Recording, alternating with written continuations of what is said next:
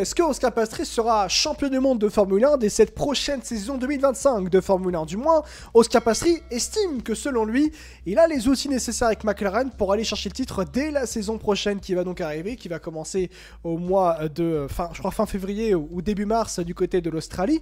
Est-ce que Oscar Piastri peut aller chercher le titre en 2025? C'est la grande question. Lui qui est un des plus gros talents qu'on a pu voir ces dernières années dans le monde de la Formule 1 et même dans le monde des sports automobiles. Champion F3, champion F2, il est arrivé avec McLaren en Formule 1 pour débuter sa carrière en Formule 1.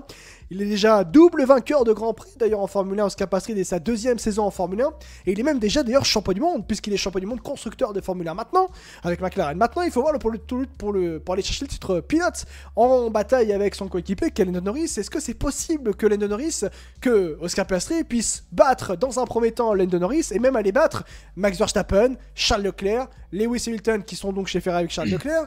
Ça risque d'être compliqué, mais pourtant lui il estime qu'il peut le faire, Oscar Piastri. Alors la question elle est simple, est-ce que Oscar Piastri est légitime candidat au championnat du monde pilote de Formule 1 dès la saison prochaine qui va arriver avec McLaren, une voiture qui est championne du monde, je rappelle, l'année dernière, en 2024 avec McLaren. Baby Choum, ton avis, et je vais vous donner après justement la déclaration complète de Oscar Piastri par rapport à ce sujet-là, justement. Baby Choum, à toi. Pour moi, pourquoi il ne serait pas légitime à être un candidat au titre l'année prochaine? Si les performances restent similaires, si McLaren est dans la course sur cette saison de 2025, je pense que du côté de chez McLaren, on va remettre un petit peu les cartes, les pendules à l'heure et tout remettre à zéro. Se dire, bah voilà, on est champion constructeur, on a tenté forcément le all-in sur Norris parce qu'on y croyait au titre pilote. Ouais. Maintenant, je pense que les déclats qui vont être en début de saison, ça va être qu'aucun pilote ne sera favorisé par rapport à l'autre sur ce début de saison.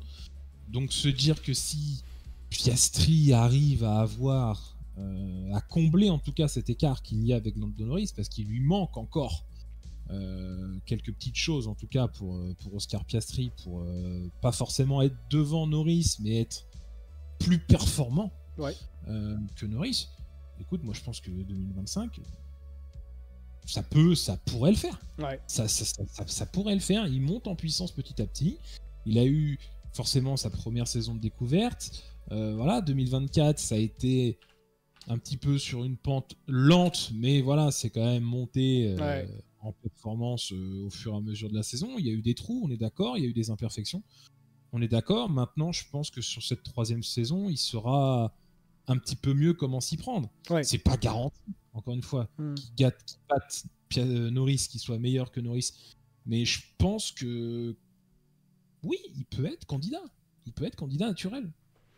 Dans le chat, c'est un peu partagé. Il a le niveau, mais il ne le sera pas si McLaren a la voiture dès le début. Pour moi, ce sera plus Norris qu'Oscar Piastri. On va regarder la comparaison entre Oscar Piastri et Lando Norris durant cette saison 24 de Formule 1, mais il sera intéressant de noter qu'il faut nuancer ça, parce que c'est Lando Norris qui a toujours eu la priorité des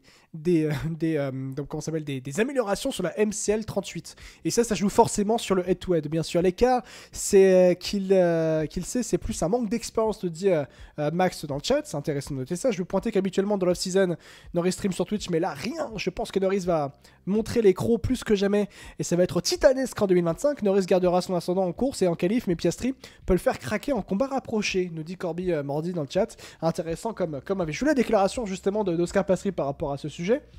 Je pense que oui, je peux être candidat pour le titre en 2025, mais j'ai encore des choses à apprendre et à améliorer. J'ai l'impression d'arriver à un stade où certains jours, je pense avoir presque tous les outils dont j'ai besoin. Je ne les mets simplement pas tous bout à bout, pas comme je le voudrais. Et j'ai l'impression que l'année dernière, je n'avais pas tous les outils dont j'avais besoin. J'en avais certains, mais il m'en manquait d'autres. J'ai l'impression que cette année, si je ne les ai pas tous, j'en ai certainement beaucoup plus. Et que ce soit au niveau du rythme de course, des qualifications, de la course avec les autres, j'ai l'impression d'avoir montré de bonnes choses dans ces domaines, ou même dans certains d'entre eux.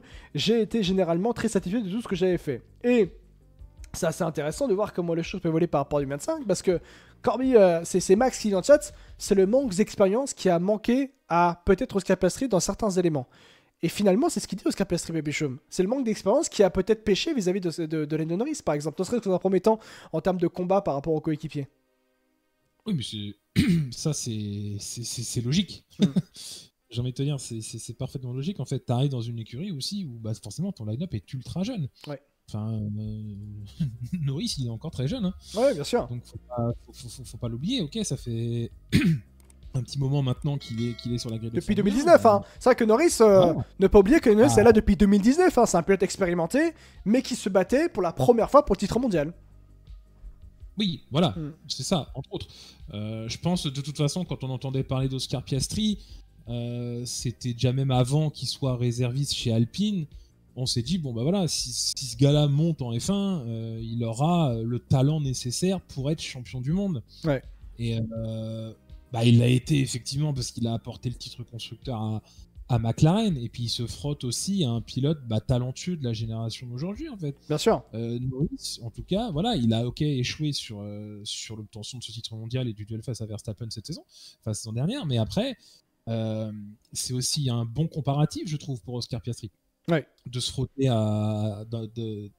via un pilote comme Norris.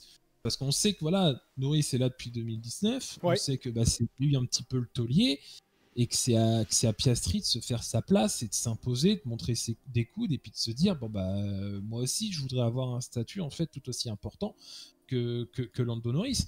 Et le meilleur moyen en fait d'être légitime en fait à cette stature, forcément c'est de monter en gamme et forcément de corriger les erreurs que tu fais saison après saison. Et on est encore loin, je pense, du plein potentiel de l'Oscar Piastri. Il va encore nous montrer tellement de choses dans les saisons à venir. Mais en attendant, comme j'ai dit, je pense que McLaren remettra les cartes à zéro sur ce début de saison, et que s'il y a une opportunité à prendre, il faudra que Piastri en fait réponde présent dès le début de la saison. Et ne laisse pas échapper quelques points ou une qualif ratée ou un manque de rythme en course. Il va vraiment falloir répondre présent directement via Lando Norris. Mais ça, je pense que Norris aussi l'a compris. Oui. Et c'est pour ça que je reprends un petit peu Corby dans le chat, tu vois, il a compris aussi que voilà, forcément le coéquipier qu'il avait à côté de lui n'allait rien lui laisser s'il était en difficulté, quoi. Et surtout que je trouve que Oscar Piastri s'est mis au niveau de Lando Norris assez rapidement, même ne serait-ce que l'année dernière, hein, parce que si tu veux les enchaînements de podium l'année dernière, des grosses performances avec notamment un podium au Japon, Oscar Piastri a été très fort. Je rappelle qu'Oscar Piastri a gagné une course de Formule 1 avant Lando Norris, hein, l'année dernière. Hein. La course sprint, elle a été remportée au Qatar, là où Verstappen devient champion du monde, par justement Oscar Piastri. Ça peut paraître anecdotique, mais tout de même. Et même d'ailleurs, quand on regarde le head-to-head vis-à-vis de 2024 entre Lando Norris et Oscar Piastri, c'est assez intéressant de noter que oui, indéniablement, Lando Norris a mis un 10-0 en termes de classement, en termes de catégorie vis-à-vis d'Oscar Piastri. Il est celui qui a gagné le plus de courses par rapport à Oscar Piastri. 4 pour Norris et 2 pour Oscar Piastri. 13 podiums pour Norris, 8 pour Piastri. 18 top 5 contre 15 top 5 pour Oscar Piastri. Il finit dans les points. Alors c'est égalité d'ailleurs. Ils sont tous les deux terminés 23 fois dans les points, Oscar Piastri et Lando Norris. Quasiment 15 points en moyenne marqués par course en exclusion des courses sprint. Pour Norris, c'est 11,5 pour Piastri. En head-to-head, Norris a terminé 16 fois devant Piastri et 7 fois Piastri a terminé devant en Grand Prix devant Lando Norris. Ça finit en moyenne sur le podium. Lando Norris sur toute la saison à chaque Grand Prix terminé, contre en moyenne 5e terminé pour Oscar Piastri. Même chose en qualification, 5e et 3e. En qualification, c'est quand même un 24. Hein. Alors ça, par contre, un 24 pour Norris, c'est violent, hein, sur Oscar Piastri. Ça fait 8 points. C'est vrai que c'est un point faible à corriger quand même pour Piastri. Je dirais pas non plus que Piastri avait eu, sur la majorité de la saison, une voiture moins forte que Norris. Très loin de là, même d'ailleurs. Mais même là, quand même, c'est violent. Hein. Un 24 dans la gueule, ça fait... C'est l'expérience, encore une fois, bien sûr. 8 pôles au total pour Norris contre 0, forcément, pour Oscar Piastri. Et ça fait 10 premières lignes au départ de Grand Prix pour Norris contre 5 contre Oscar Piastri. Un 10-0 hein, quand même. Hein. C'est pas anodin. C'est pas anodin. Je pense que les gens oublient beaucoup quand même que Norris a fait quand même une immense saison. Vraiment, en statistiquement parlant, la saison de Norris, elle est violente. Hein. Alors oui, on remettra en contexte qu'elle est potentiellement la meilleure voiture de la grille. Mais McLaren, et Lando Norris et Oscar Piastri, McLaren dans l'entièreté, c'est la première fois qu'ils se battaient pour le titre mondial depuis 2008. McLaren dans la globalité, en termes d'entité. Par contre, Lando Norris, c'est la première fois lui en tant que pilote qui se battait pour le titre mondial de sa carrière. Donc c'est compliqué à gérer, surtout quand tu es face à l'excellence qu'est Max Verstappen et Red Bull peut-être. Et Piastri aussi, c'est l'expérience de Piastri, l'insouciance aussi d'une certaine manière. Et c'est Webber qui a empalé en disant que la seule chose d'où Piastri parle, c'est sur la piste. C'est la seule chose où il va parler. Norris peut parler en dehors, Verstappen parle en dehors aussi, mais par contre, Piastri, il a un tempérament où il ne parle que sur la piste et un point, c'est tout. Et même d'ailleurs, je vais aller plus loin, quand il fallait aider Lando Norris, il n'a pas aidé tout le temps non plus, ce qu'a passé Lando Norris. Hein. Et ça peut peut-être, alors on va dire, créer quelques petites tensions vis-à-vis de 2025, tu ne penses pas? Bah, c'est pas les tensions, c'est de se dire, compte sur moi, je serai là, je vais rien lâcher. Ouais. Tout simplement, le titre constructeur de McLaren, bah certes, oui, Norris fait une excellente saison, mais s'il n'y a pas Piastri, t'es pas sûr que McLaren soit champion. Bien sûr. McLaren, c'est pas champion en fait, si t'avais pas un Piastri justement comme ça cette saison. Il sait ce qui lui manque. Ouais. Il sait ce qui lui manque, c'est pas non plus, je pense pas qu'il va tout corriger pour 2025 et mettre une trempe à Norris, loin de là. Ce qu'il faut, en tout cas, lui, pour moi, l'objectif de Piastri, c'est de faire douter Norris. Ouais. C'est de tenter quand même de le mettre en difficulté, parce qu'effectivement, quand tu vois ces statistiques-là, oui, en fait, t'as l'impression que quand Piastri finit devant Norris, c'est parce que Norris a abandonné ou est loin. Ouais. Et par contre, quand Norris gagne, c'est juste parce que où il est devant, c'est juste qu'en fait, il lui met une trempe et qu'il est à des dizaines de secondes en fait devant Piastri parce qu'il s'est retrouvé bloqué, parce qu'il pouvait pas faire grand-chose et qu'il n'avait pas forcément le rythme nécessaire. Et tu couples ça forcément avec cette fin de saison qui a été un petit peu plus timide pour McLaren, où on a vu effectivement Piastri un peu plus en difficulté en fait dans ces moments-là, dans ces moments en fait qui comptent, ouais. Justement dans les bonnes performances. Et c'est ces choses-là en fait qu'il faut gommer, tout simplement pour Piastri. Mais maintenant, moi je te dis, il sera là. Ouais. Il sera là. Maintenant, ce sera à McLaren, je pense, de prendre une décision. Comme tu l'as dit, Piastri parlera sur la piste, et je pense que voilà, la vérité de la piste parlera en faveur ou non de la potentielle lutte en fait de Piastri pour le titre. Mais première course, voilà, il sera présent et il fera tout pour. Tu sais que je vais même aller plus loin aussi par rapport aux performances de Piastri. Je trouve que pour un pilote qui est dans sa deuxième saison en Formule 1, assumer aussi un tel statut d'être dans sa deuxième saison en Formule 1, mais de se montrer aussi fort, parce que regardez, pour moi, ces statistiques, ce qui est important dans le sport auto et dans le sport de haut niveau, c'est être régulier. Être régulier pour gagner, ou même être régulier pour se préparer à gagner, pour montrer des bases solides pour qu'on puisse te faire confiance. Et Piastri, pour moi, Norris, c'est une chose. Norris, il est en Formule 1 depuis 2019. C'est quand même intéressant de noter qu'il a depuis 2019. Donc il a une certaine expérience de la Formule 1. Donc être régulier au bout de ta 5e saison, c'est pas anodin. Tout au niveau du talent de Norris. On sait qu'il avait du talent, les de Norris. Ça peut parfois pêcher, mais il se montre régulier. Par contre, Piastri, être régulier d'une telle manière sur l'ensemble de cette saison 24 de Formule 1, alors que c'est sa deuxième saison en Formule 1, c'est important d'avoir des bonnes bases. Certes, il n'était pas réellement dans la course pour le titre, même sauf mathématiquement, mais en termes de performance, il n'était pas là. Mais faire quand même sur un enchaînement de 9 Grands Prix, d'ailleurs, pareil que Lando Norris d'ailleurs, hein, 9 Grands Prix de suite dans le top 5, tout comme Lando Norris. Charles Leclerc au passage, quand même 12 Grands Prix de suite dans le top 5, c'est énorme. Surtout quand tu sais que Ferrari, il y a quand même des moments difficiles. Mais Piastri, Norris au même nombre de Grands Prix de suite en terminant dans le top 5, pour Piastri, c'est une excellente nouvelle. Hein. Parce que là, il montre une solidité dans la régularité qui permet à McLaren d'avoir confiance pour l'année prochaine, quand on sait que McLaren, dans la globalité, hein, a manqué énormément de choses vis-à-vis de 2024, a fait énormément d'erreurs vis-à-vis de 2024, en laissant des points filés, pour Norris, en laissant des points filés pour Piastri, en ayant fait d'énormes erreurs de communication vis-à-vis notamment du Grand Prix de Hongrie, où les deux pilotes, en fait, par une erreur de communication, se sont un peu monté le bourrichon, et Lando Norris en particulier qui a été perturbé par tout ça, Piastri qui ne comprenait pas certaines choses, notamment de la part de Norris. Je reprends l'exemple du Grand Prix d'Italie. Jamais Charles Leclerc ne doit remporter le Grand Prix d'Italie. Mais Charles Leclerc remporte le Grand Prix d'Italie. Pourquoi ? Parce que McLaren a fait n'importe quoi en termes de stratégie et a laissé ses pilotes se battre. C'est pas un manque de respect que j'ai pour Charles Leclerc pour Ferrari. Non, mais pour le coup, c'est un fait, Bichoum. Jamais Leclerc a remporté le Grand Prix d'Italie. C'est beau. Et Leclerc a bien profité de McLaren. Mais McLaren devait remporter ce Grand Prix. C'est plutôt dans ce sens-là que je voulais dire. Mais en fait, c'est plein d'erreurs qui ont été faites par McLaren qui permettent à McLaren pour 2025 de comprendre ce qu'il ne faut plus faire pour aller chercher le titre pilote.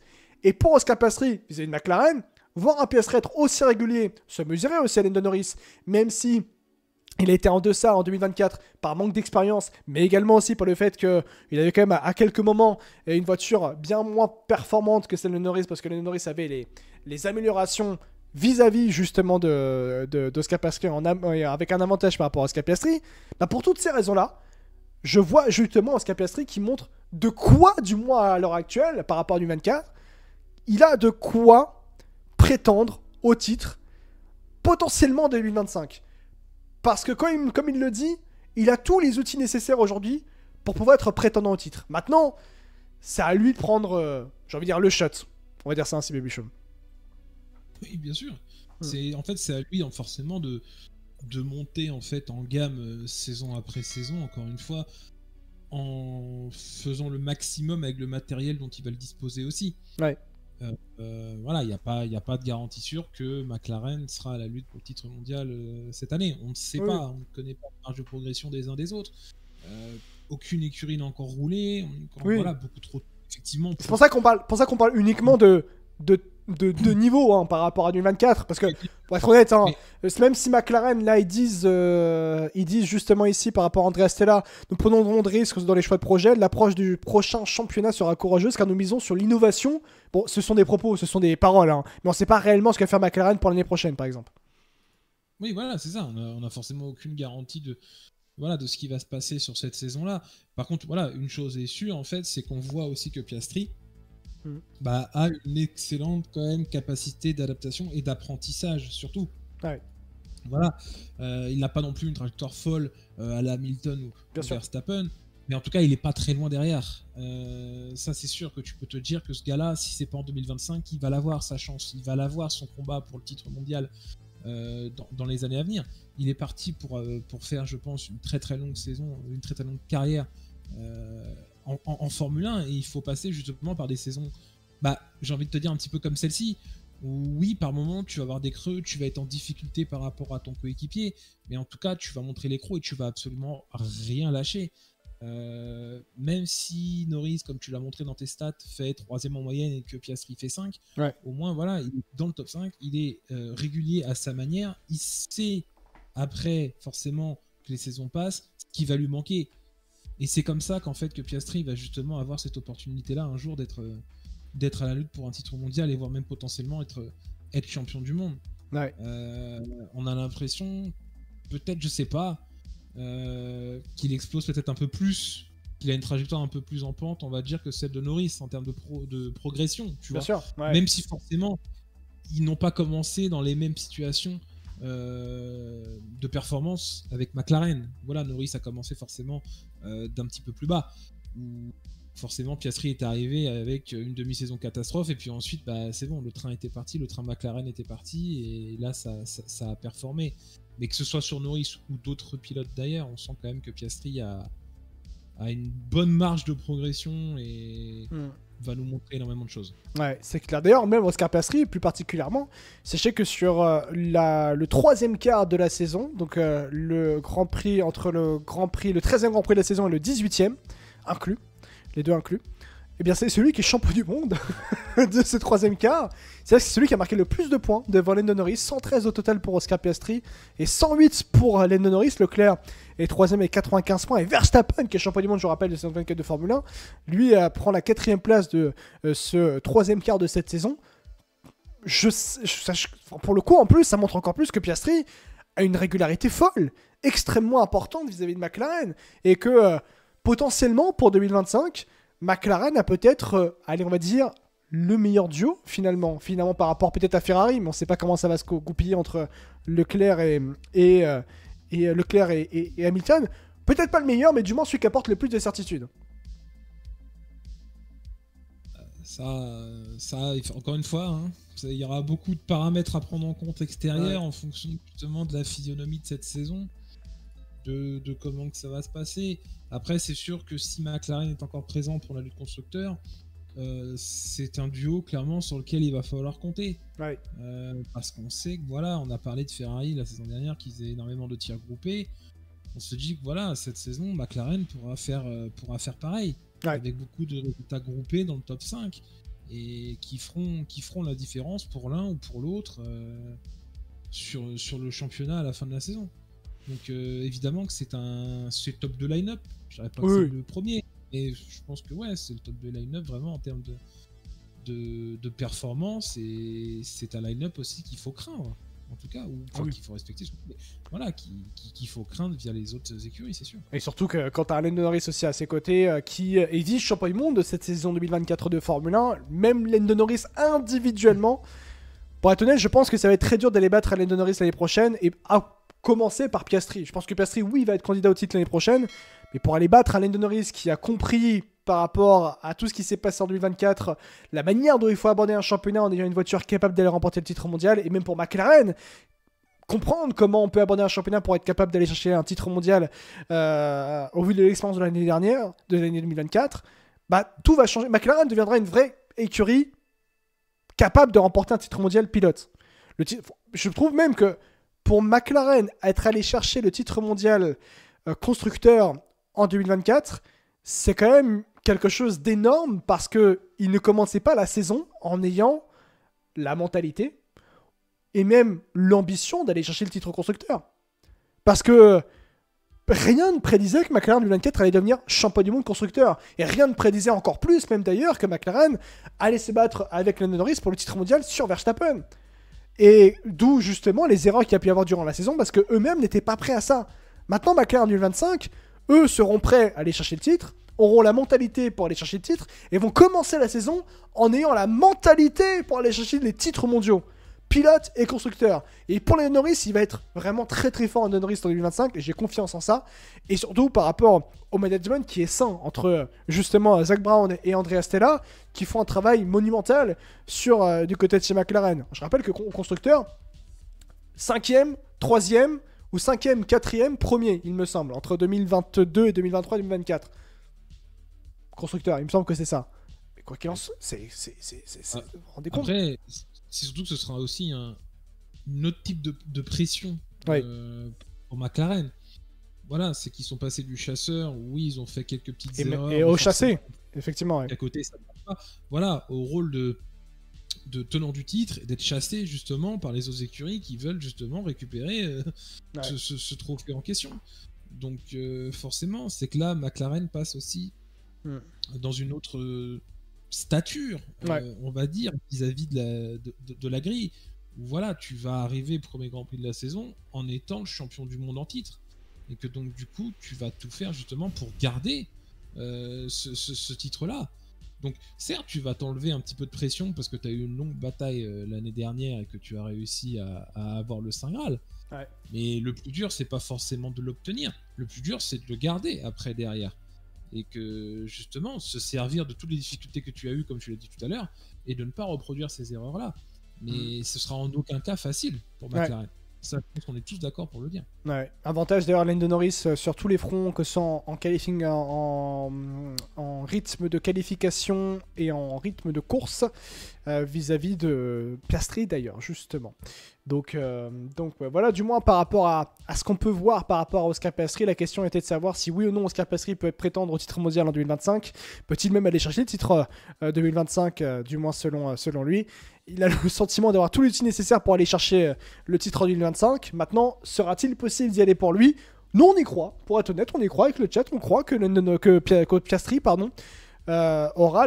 sera un prétendant titre en 2025 et pourra aller remporter le titre en 2025. Maintenant, c'est à lui de faire le travail avec McLaren, bien sûr, les amis.